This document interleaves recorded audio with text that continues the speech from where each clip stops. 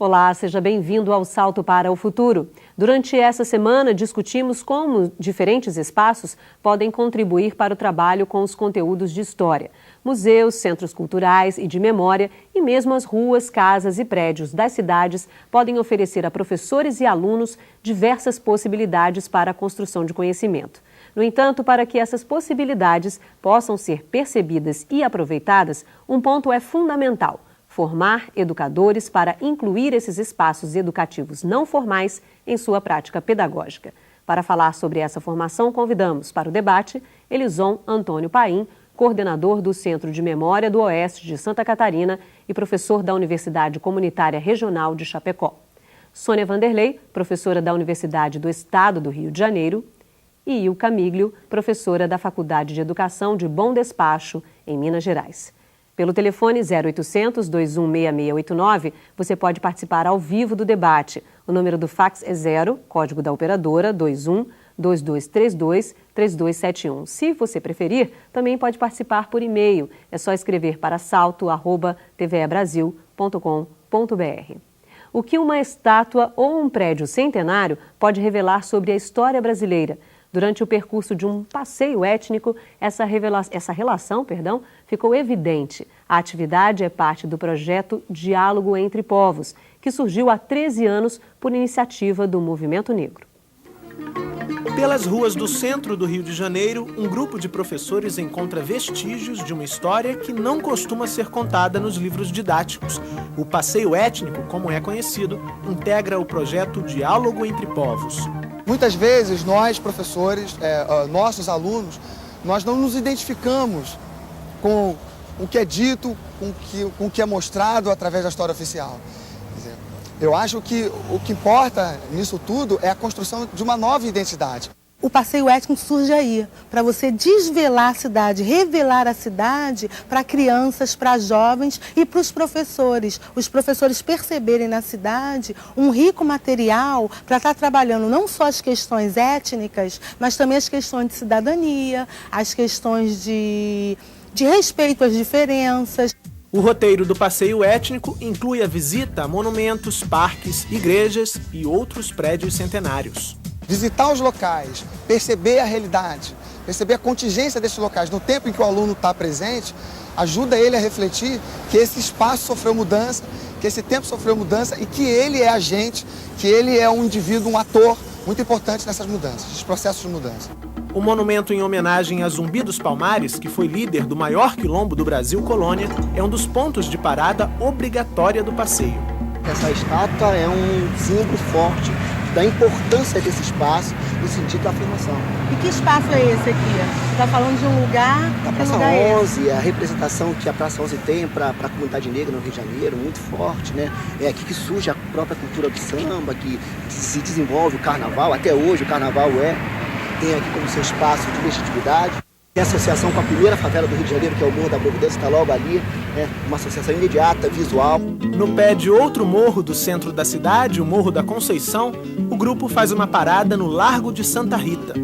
Quando a gente analisa outros morros do Rio de Janeiro, a gente percebe que a ocupação é totalmente diferente. Por que esse daqui ser ocupada por portugueses, né, pelos ibéricos, e os outros não, por negros, aqui tem uma posição geográfica estratégica. Privilegiada, né? É estratégica, porque a partir desse morro você consegue ter uma visão ampla, né, de quase a cidade, praticamente boa parte da cidade, né? Então, quer dizer, para você policiar, esse morro aqui foi excelente. O passeio continua e exige outras paradas em frente a alguns prédios e igrejas.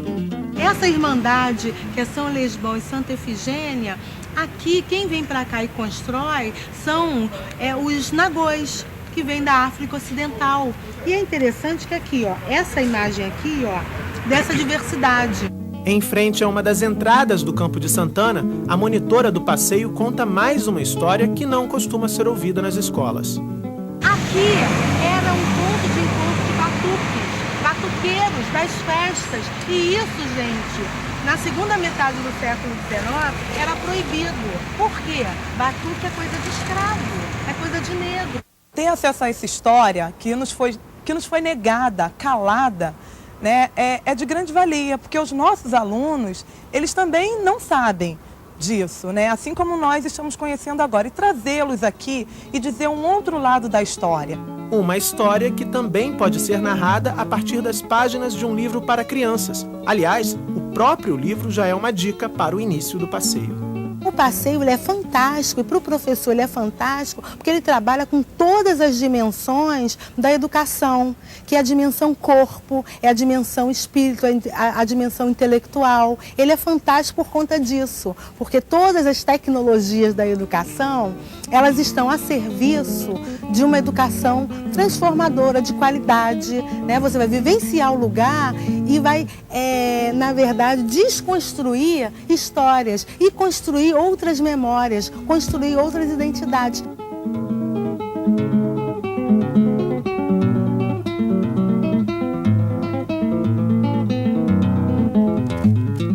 Bom, antes da gente começar o nosso debate, a nossa conversa no programa de hoje, o 5º da série, eu quero agradecer a presença de vocês nesse programa.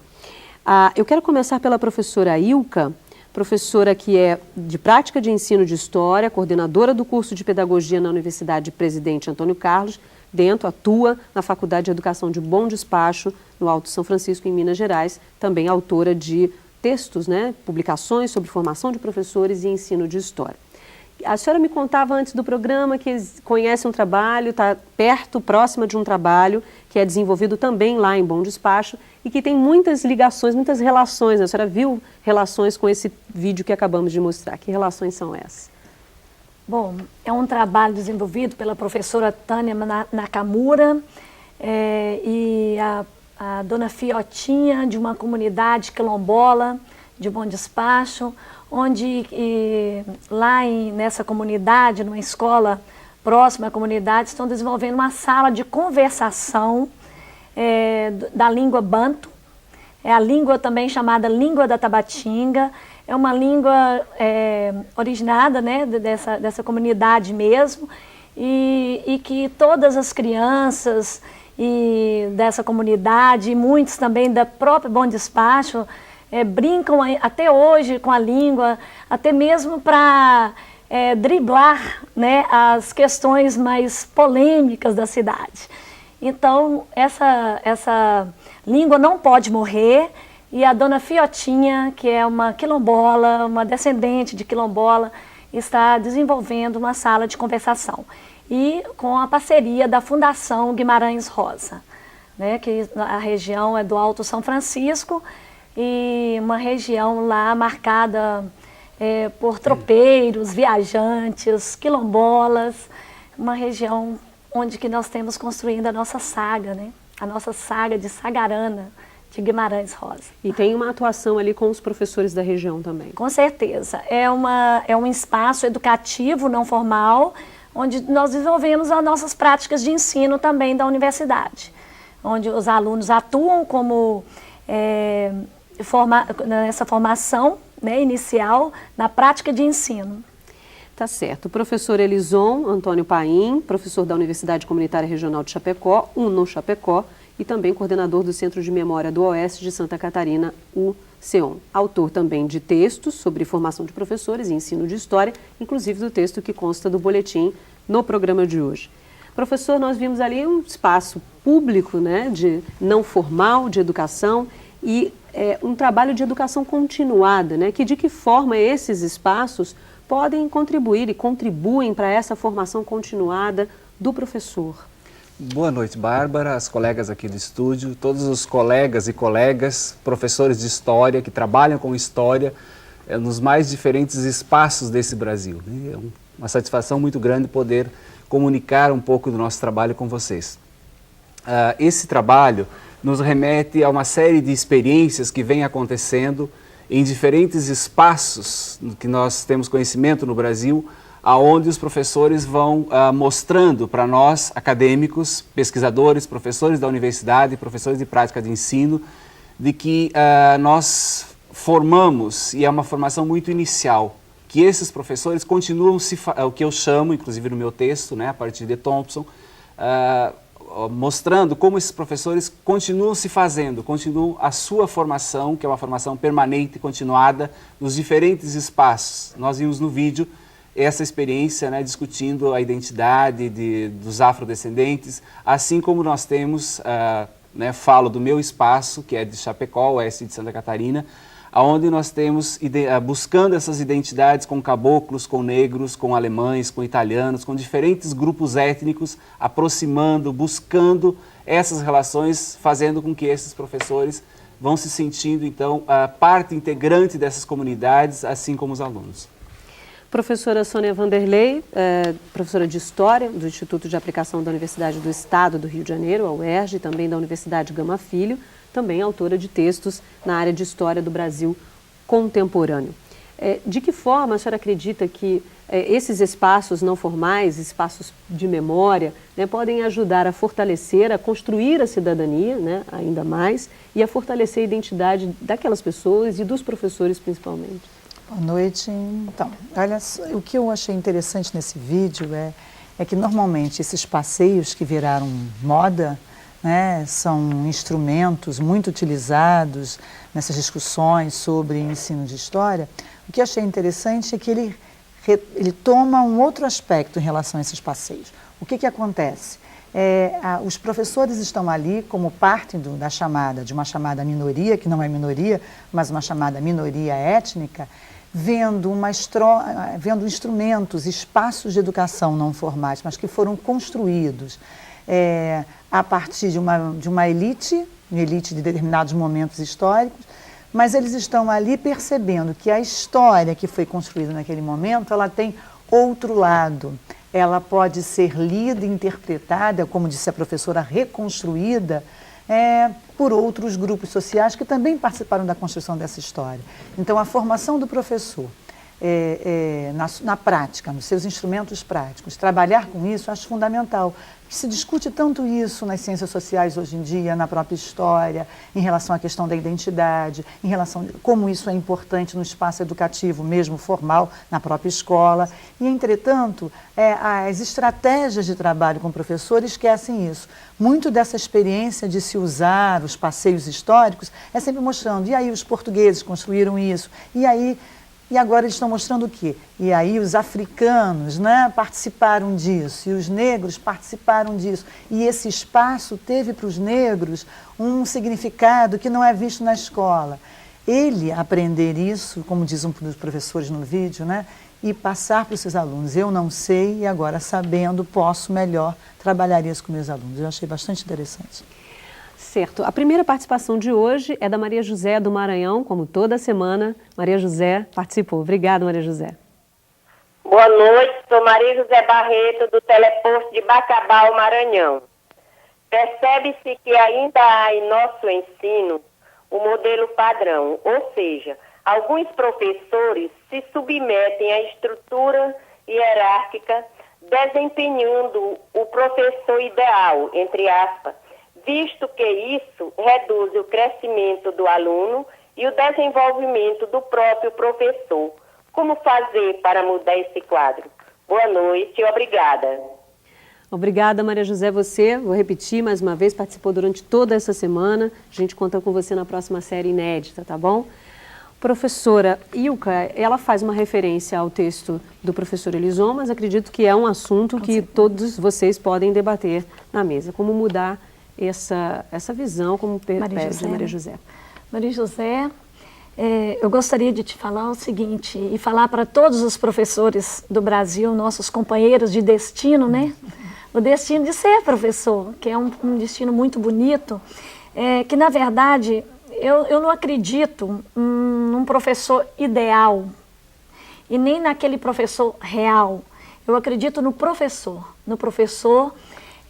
como o Elison diz no texto dele, que se faz em toda a sua vida profissional. Não acredito também no que foi colocado pelas políticas públicas do tecnólogo do ensino. Não acredito nesse modelo de formação. Acredito sim numa formação que se faz tanto na formação inicial como em espaços educativos não formais, como esse que você participa toda semana nesse programa. Acredito também que esse espaço educativo não formal é um espaço que vem desenvolvendo e crescendo nas nossas experiências como professora formadora, como professores formadores, né? No Brasil, justamente porque nós temos uma diversidade grande, né? E como eu falava, na nossa região, nós temos festa de congadas, festa de reinados, festas que são importantes, que são espaços formativos, que não são formais.